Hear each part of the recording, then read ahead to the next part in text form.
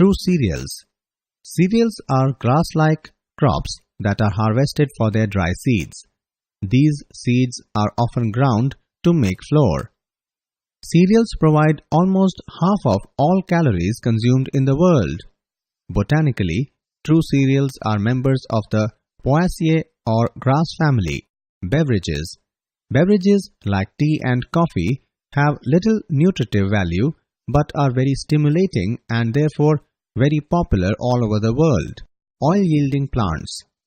Common oil-yielding plants are groundnut, castor, sunflower,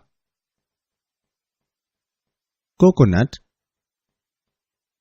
mustard, sesame, linseed, and niger. They provide us fatty acids.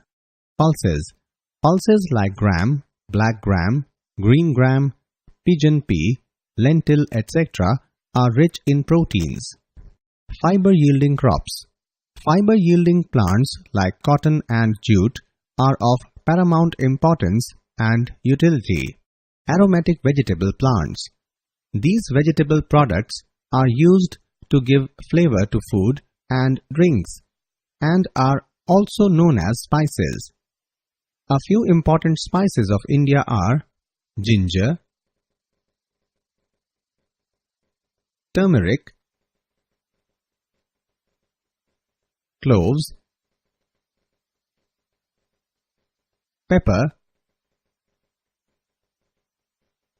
fennel, coriander. Fodder crops. Crops like barsim, sorghum, sudan, oat, grasses, etc. are grown for animals.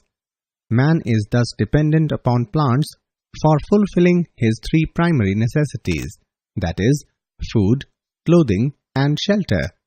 Even animals are totally dependent upon green plants for their food.